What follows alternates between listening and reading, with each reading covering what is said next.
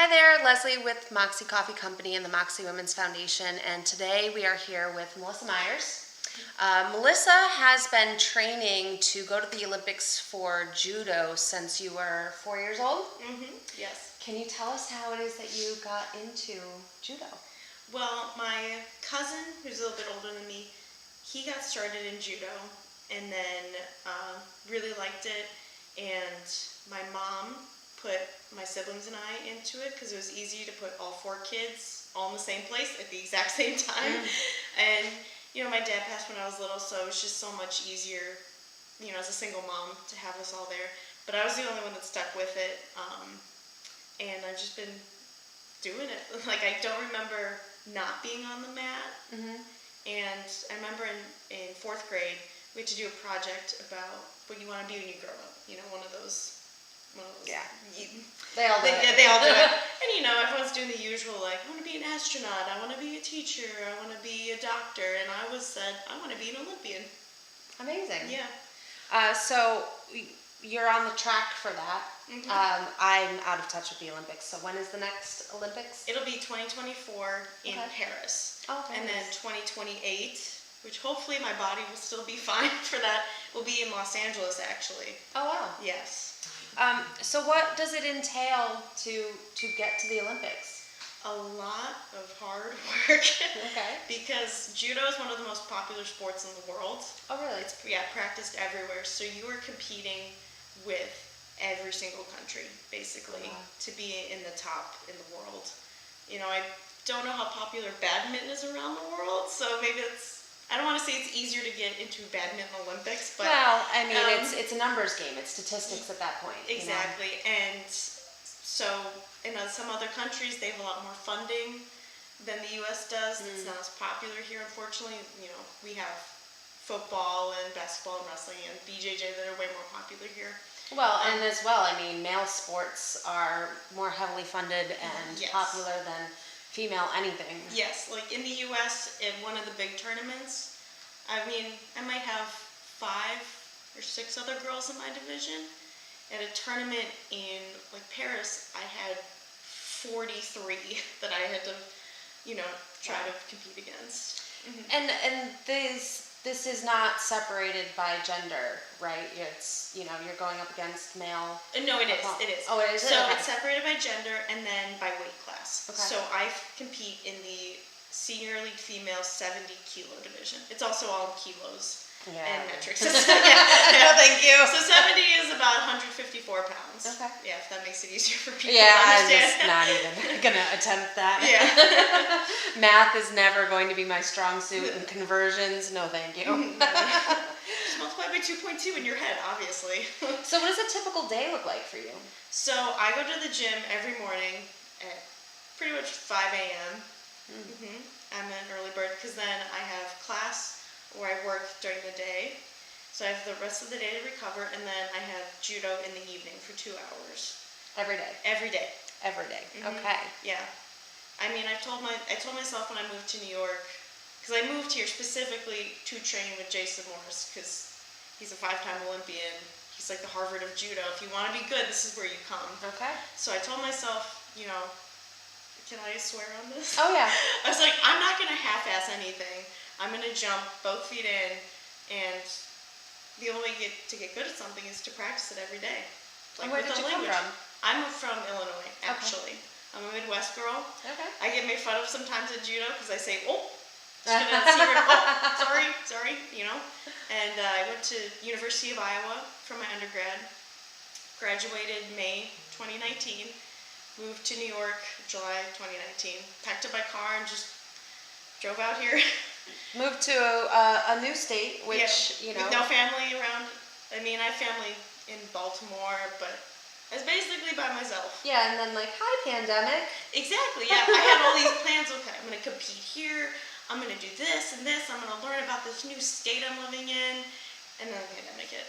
So did that throw a wrench in the works of your training and your progress at all?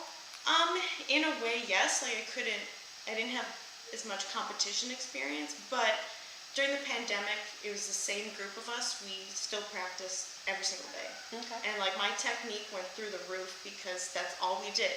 We just grind it out, throw after throw after throw every day.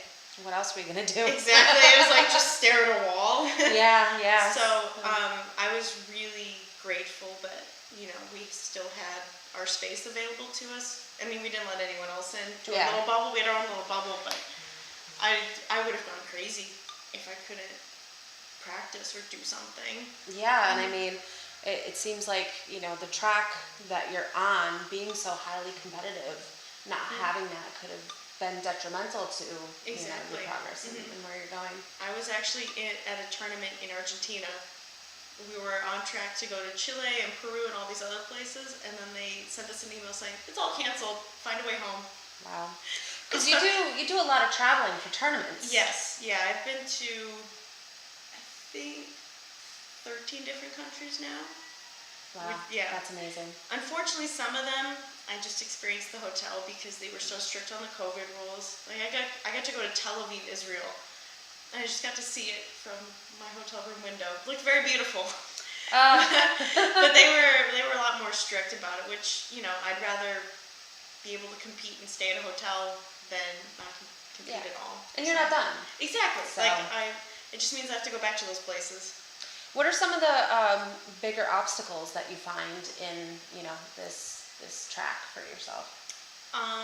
Definitely the funding is a big issue. We're all self-funded. Like I said earlier, most countries, they have like a judo like budget. Yeah. Here, not so much. Not so much. It does require a lot of, you know, working.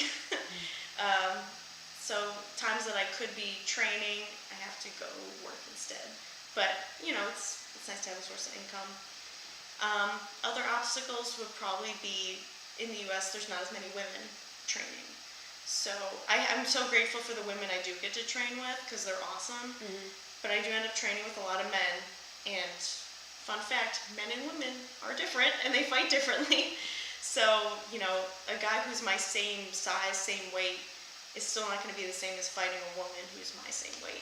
Yes, so, I mean the weight and the strength is distributed differently. Yes. So I mean there's pros and cons to it. Like if I can handle man's strength, then, you know, a woman might be, you know, I could handle her. But again, they fight so differently, and I can only get my hands on women every so often, and I'm fighting the same people every day in practice. So then they figure out what you do, and then, you know, there's the element of surprise can be gone. But the good news is I learn something every day. Even if it's just like a little gripping thing or a way I can move my foot, I still am like climbing up every time.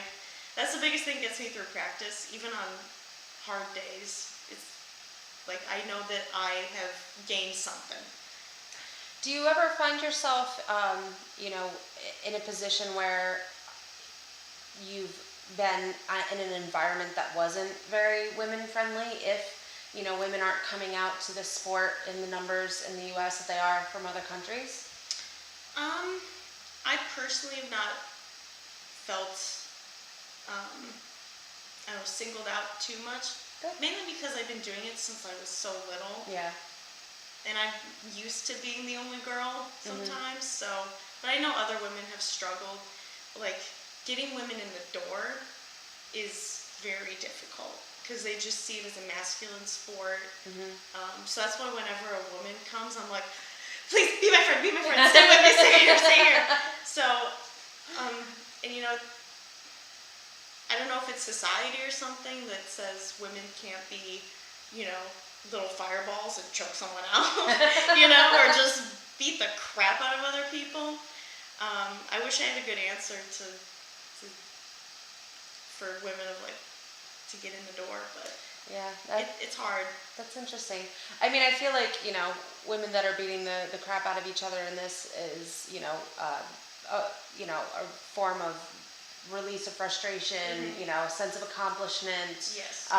You know, in the theme of sport and competition, and not just like violence. Exactly. Yeah. No. You know? And I when I at practice, like I'm aggressive, but I've never really fought in anger, you know?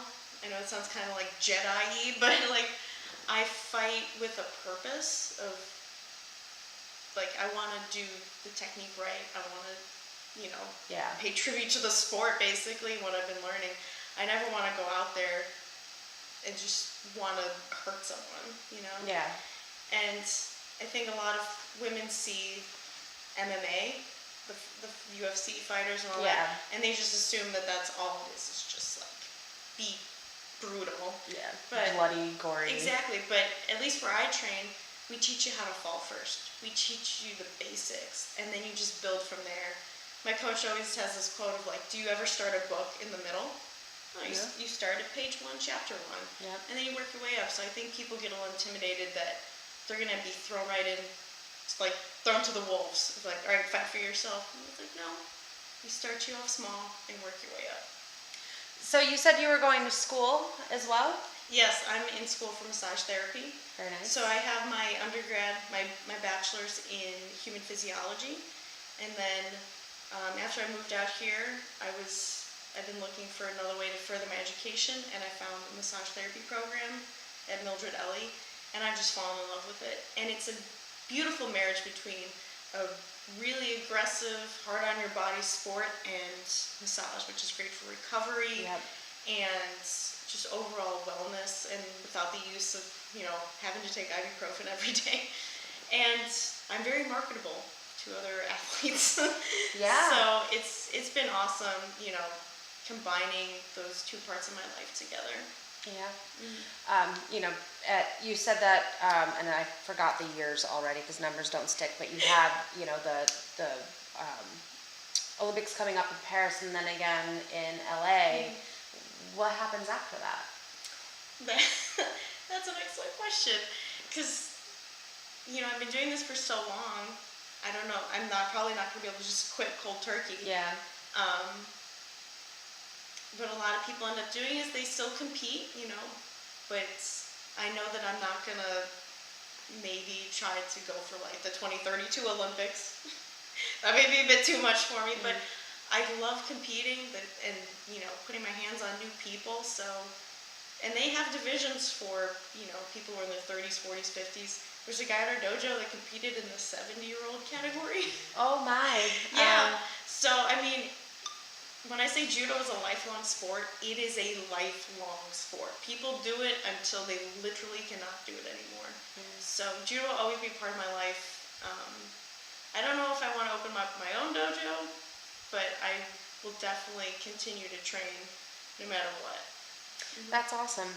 I feel like, so I did Tang Sudo for like a minute, like a really, really small. But it was a great minute for you, I bet. It was. I absolutely loved it. Like I went so far as to test for my yellow belt, but I never showed back up to actually receive it physically.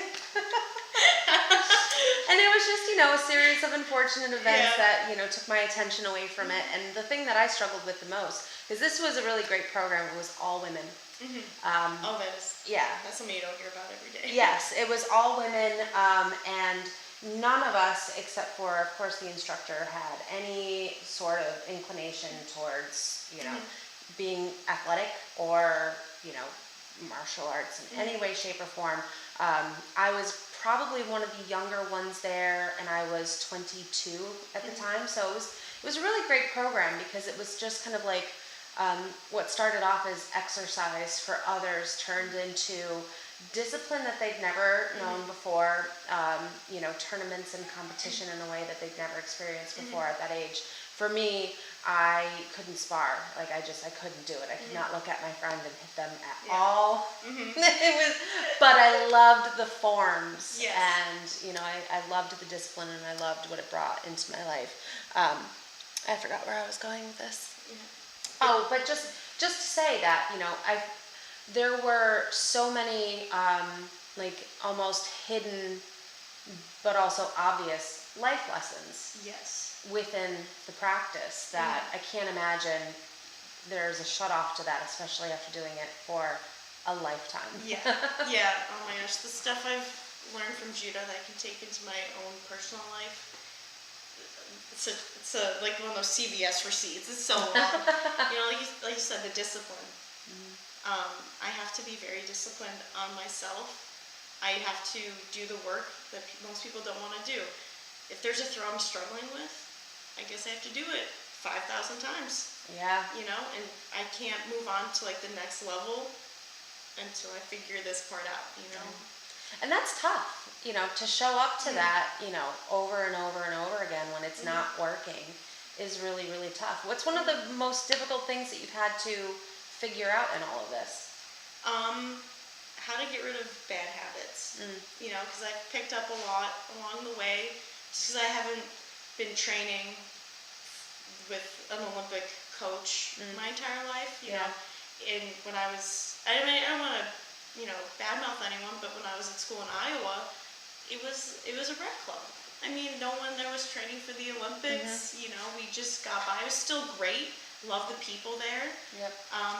But maybe I wasn't always told, like, hey, Melissa, make sure you're bending your knees properly for this, or make sure your back is straight, so some of the finer details of the technique kind of slid off to the side. And now I have to, like, relearn everything. Basically, it's kind of like relearning how to walk, is what it feels like. Because I've done it one way for so long, and now these past 3 years I've had to redo it. Yeah, that's gotta be So tough. that has been a point of frustration, especially for my coach who has to watch it every day. But if you saw a video of me from when I first moved up here to now, I personally think I've gotten better. When was your last tournament? Last tournament I competed in, it was Ecuador, Guayaquil, Ecuador. How did you place? Not great. Oh, that was the one? But that was not a good tournament for me personally. But, what did I do? I showed up to practice as soon as I got back in the U.S. Yeah. So I was like, I have things to work on until the next one. I think that's what separates a lot of people. Like the people who want to be champions and the people who just want to be winners. Yeah. Like, you're going to lose a lot. I have lost many, many times. I have cried in the bathroom many times over my performance because I know I'm better than that. But that's what keeps me going back, because it's like, I know I can improve on this. I just have to grind it out. Yeah, everybody has bad days. Yeah, but I've also had amazing tournaments. Like getting the gold medal, the results shouldn't be like the end-all be-all, but man, it is a good feeling. I bet. Especially, there's been times when I've made my opponents cry because I beat them. I was like, little happy, maybe too happy, but one girl I actually thought I pinned her, and she actually almost threw up on me. Oh, yeah. So, I'd struggle with that. Yeah. But I'm not that, that's not going to be what I do ever. Yeah. So you just have to take the losses, learn from them. Where are you ranked in the U.S. right now? Right now, I think I'm number 5. Okay. Yes. And then in the world, it changes after each tournament. Yeah. Last time I checked, I was 104 in the world. Wow. And I need to be like top 20. So, like I said, it's a ladder, and you have to go to each rung. You can't just try to jump up and grab the highest one. Yeah, it's not going to work. So I'm just going to fall down. Yeah, you're going to And I'm short, You feel my pain. I don't know, I feel like you're tall comparatively. So, you described a typical day of getting up early, going to the gym, going to school, and going to work. Do you feel, isolated and a little bit on an island because that lifestyle is so different, or are you surrounded by enough people doing that? Well, I've met some people at the gym that are also as competitive as I am and like trying to achieve these super high goals. Maybe not be the Olympics, but they want to run a marathon, and they're dedicated to going to that gym every day to train. There's people in my dojo that are also on the same track as me. So I have been around like-minded people, which is awesome. In Iowa and in Illinois, I was kind of an oddball of that. Of like, I'm going to go to the gym day and night. I'm going to go to practice as much as I can. And some people want to to go to the bars, which, you know, I do too. Yeah, you gotta have fun every once in a while. But especially now that I'm like all in on this training regimen, and I'm an adult, kind of an adult, I guess. Are any of us? Exactly. I mean, I've been able to. I mean, your vibe attracts your tribe, what they say, you know? Yeah. So my vibe has been attracting people who are as equally, you know, ambitious, and I love that. Yep. One of my friends, she's trying to get like her doctorate, you know? So she's very academically competitive, Yep. and that still matches my level of intensity.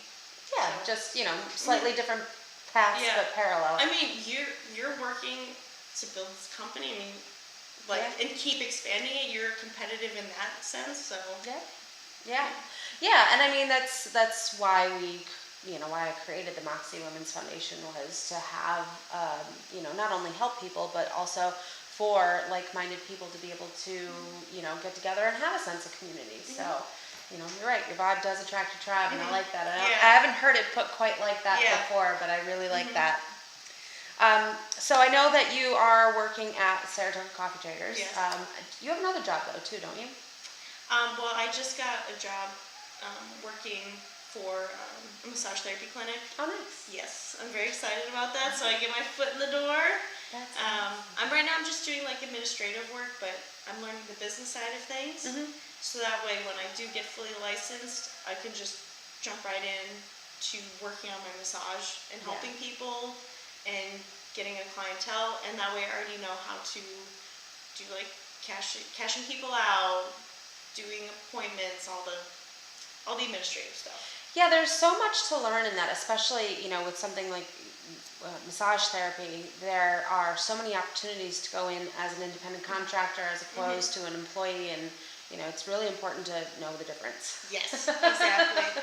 And I can start working, and I can start like attracting the clients that I want to work with. Like, I really enjoy working with athletes and also people who are a bit older that still want to stay fit but feel like they don't deserve a good massage. I'm like, no, it's so important for you. It's not just gonna be like a spa day where I just kind of touch you. No, like, I'm gonna get into the nitty gritty to make sure you can keep competing, because that's what I want. I want to be able to keep doing stuff until my body says no. Yeah, and if you don't, I think people need more education around massage therapy in regards to beyond it just is nice and relaxing and you're getting pampered, because I try to go for a massage as often as I can, which isn't all that often. But I went the other day, and I've been going to a chiropractor for forever and ever and ever. And I had an issue in my hip that I won't resolve. And so last week I went for a massage, and I was like, so I'm going directly to the chiropractor, and this is bothering me. And during the massage, I didn't really. Nothing different. Like, I didn't walk out of there going, oh my God, I'm so much better. Went to the chiropractor. It hurt so bad.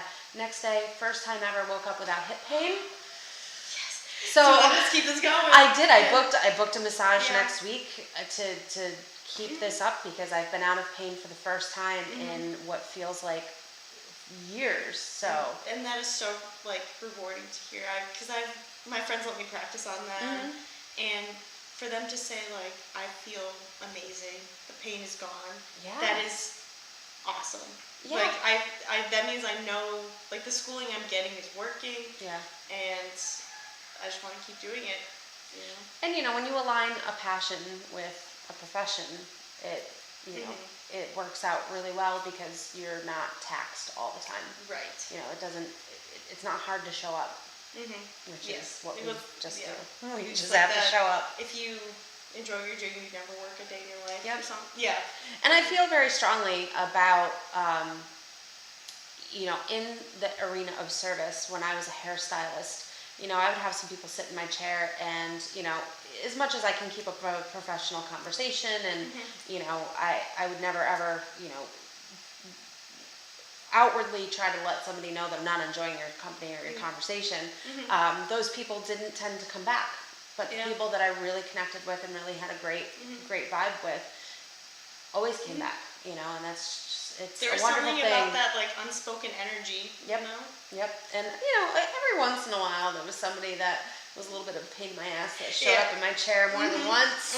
And you just do it. Grit your teeth and get through it. You just do it. It's fine. It's temporary. Yeah, but that's what I tell myself. Like, you're never gonna have a perfect work day. You're never gonna have a perfect practice. Yeah. Like, you just have to. Those are the days you just gotta get through. Find positives in other aspects. Absolutely. And getting out of your mind and into your body is the first And step of that. that's half the battle with everything is the mental part of it. Like I'm in practice sometimes we do sparring, like mock matches basically, and there's been times when I see an opening for a throw and I tell myself, it's not gonna work, so don't even bother trying. And then I completely miss an opportunity to practice a technique and try a throw. So, I've had to really work through that of like, just try it. It's practice. It doesn't matter. Just do it, But sometimes that barrier just comes up and hits you. Yeah. I think everybody experiences that every once in a while. But I really, really admire everything that you're doing. I just, I've said it before in other situations where we've been together where, just sticking with something and working towards something since the age of 4 is just so admirable and shows so much Moxxi. I'm really looking forward to seeing, where you go with all of this.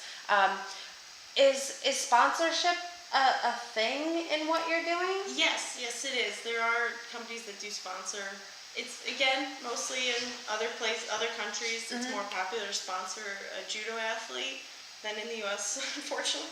But I'm always like every little bit helps for us athletes that are self-funded. I mean, if I can get self-funded, what does that mean? So I mean, I pay for the hotel fees, tournament fees. I mean, I'm so grateful. Airfare. My family members, some of them have saved up miles, so they'll gift me miles to pay for the round trip flights. I've applied for the Moxxi Women's Grant, the quarter four, and that paid for an entire tournament, which was amazing. So, I take what I can. Yeah. I mean, and I asked just, I think it's important for people to understand what that means, is that it's not just, I have to pay for, leggings and, a membership to the gym. It's the membership to the gym. It's the proper clothing. It's gas just to get to and from the gym and the dojo every day, which right now is insane. And all of the airfare and all of the hotel and, tournament fees. Food during the tournament. I was just going to say, what does your diet look like? I'm sure your diet is super clean and healthy, which also equates to big bucks. Well, I've actually been doing like a vegan diet for the past 9 months, and I have felt awesome. But I think it kind of evens out. I don't know, meat is more expensive now, but I do have to go to the store more often to get fresh vegetables and stuff. So I guess, That is the most difficult part of my diet is, going to I want to go to the grocery store once every 2 weeks. I'll spend an hour there. I'll get everything that I need. But if it isn't frozen, frozen or processed, it's just not going to last. I mean, I'm not perfect. I will still buy the processed, vegan stuff. Yeah. Because, sometimes you're on the what are you going to do? Exactly. You're going to the gym every Monday or every morning. Yeah. You're going to school. You're going to work. You're going back to practice. How much time in the day are you really going to meal prep? For all of that. Exactly.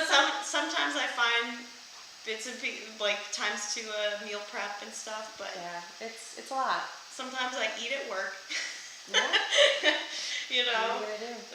A lot of caffeine. Yeah. You caffeinated and killing it. That's what I'm doing. Yeah, but I mean, it's what I want to do.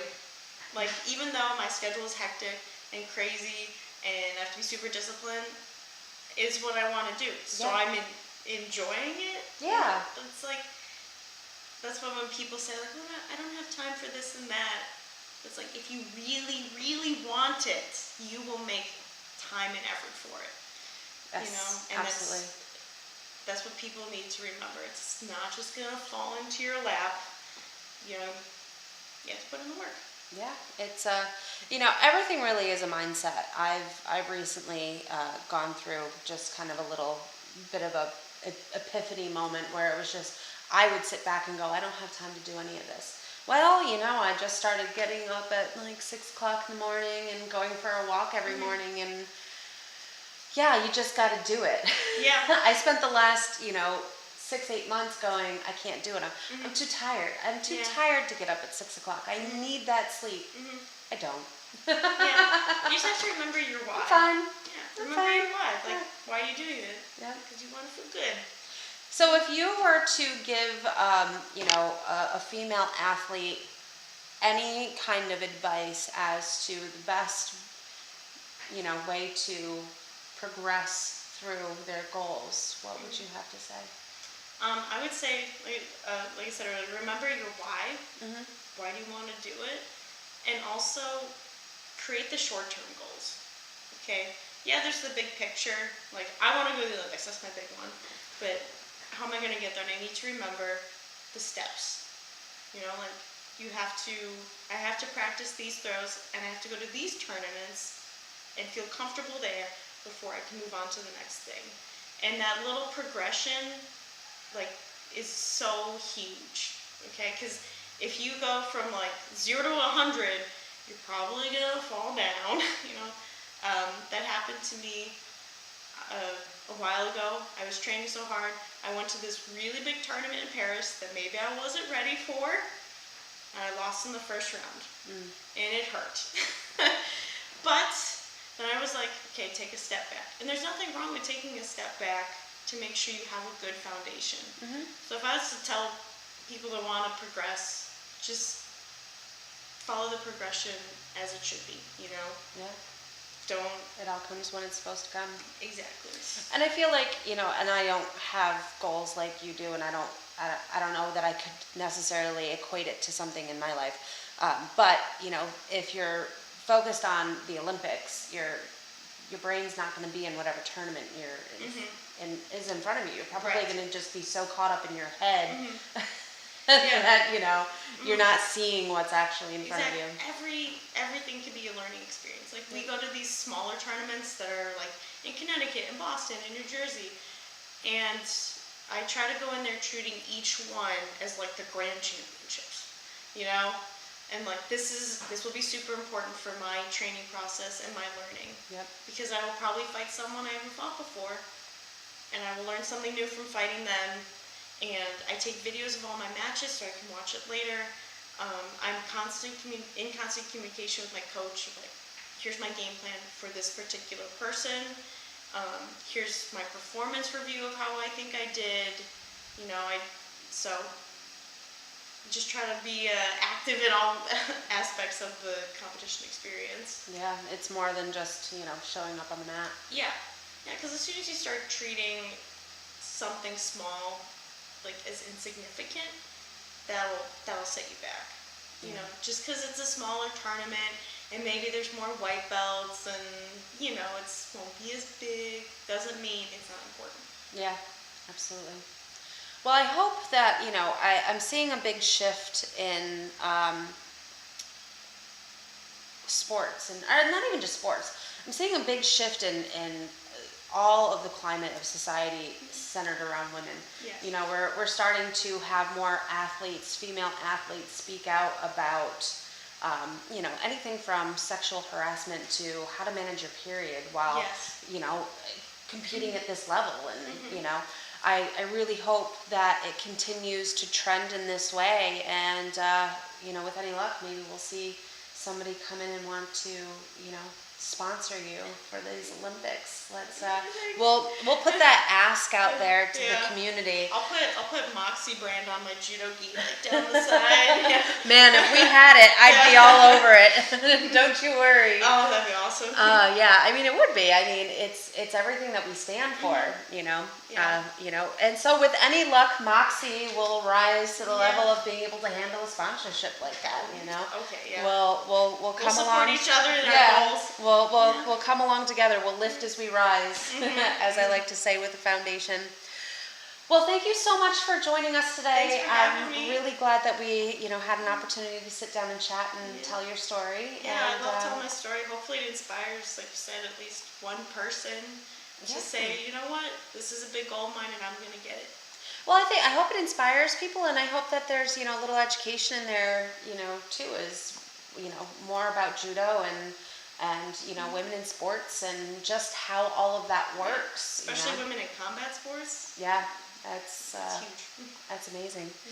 Well, enjoy the rest of your day, and we Thank will you. chat again soon. Thank you you so much. Bye.